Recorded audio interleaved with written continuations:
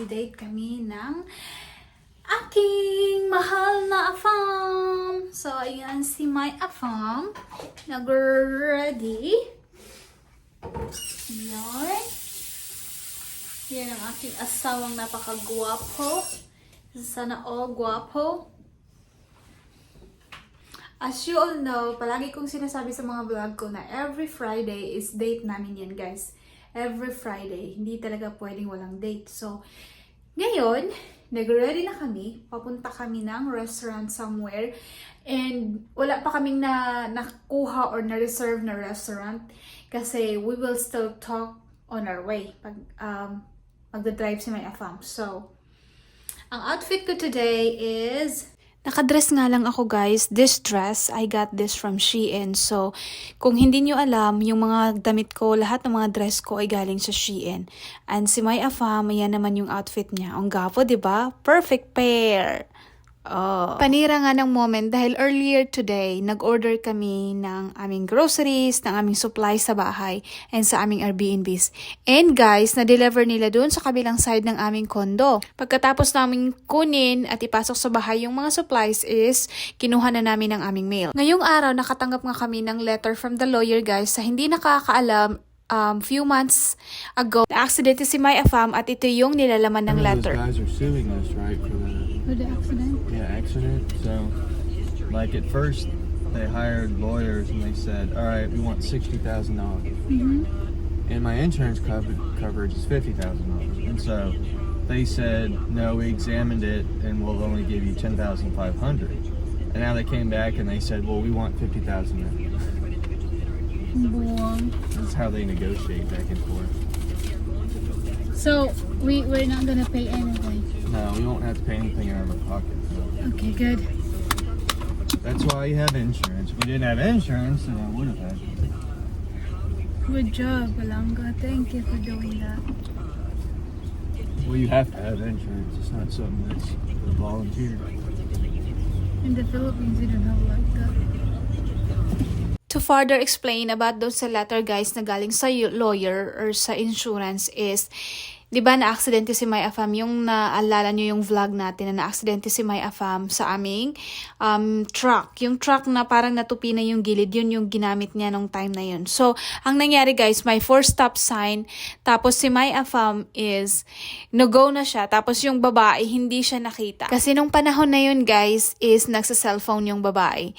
And then, yung nangyari is yung insurance niya, kinasuhan kami. Kumbaga, kinasuhan kami na magbayad. Pero may insurance na mga, yun nga yung pinaka-importante talaga is meron kang insurance dito. So, covered na siya ng insurance. Kahit ano pang mangyari, hindi na namin kayang habulin sa court na wala kaming kasalanan. Kasi nga, yung babae is may mga bata sa loob. So, ayun, ang nangyari, kami, yung insurance namin ang nagbayad.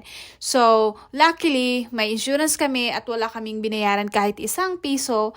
And it's just like, bigay na lang namin, parang charge to experience na lang talaga na mag-ingat palagi sa lahat ng, alam mo yun, sa lahat ng pagkakataon at sa lahat ng biyahe and everything.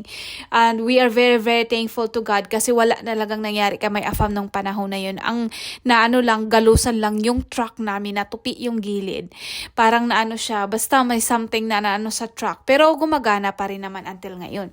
Kaya lang, sobrang thankful lang talaga namin is because God protected my afam that time na wala talagang nangyari sa kanya. Umuwi siya ng kumpleto ang parts ng katawan niya. So, I was very, very thankful and praising God that time. Nga pala, guys, sa date namin na to is napagdesisyonan namin kumain sa seafood place or seafood restaurant. So, yung pinakasikat na restaurant dito sa Amerika, isa sa pinakasikat is the Red Lobster. So, we're going to Red Lobster. So, meron silang mga pagkain, guys, or mga seafood na live. So, ang perk sa kanila is go-order ka, tapos ituturo mo kung saan, ano talaga live. So, tapos lulutuin nila sa ilang kitchen.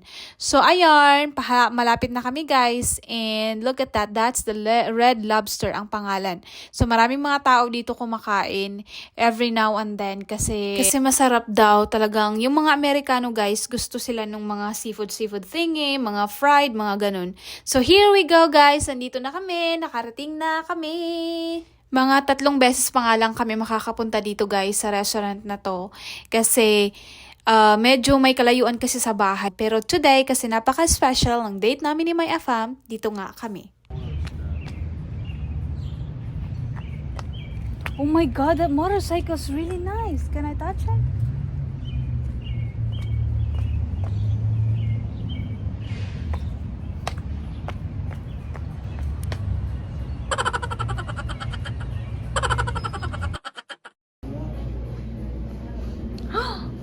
Look at that. Oh my God, live. Wines. Who's here? Nobody's assisting you.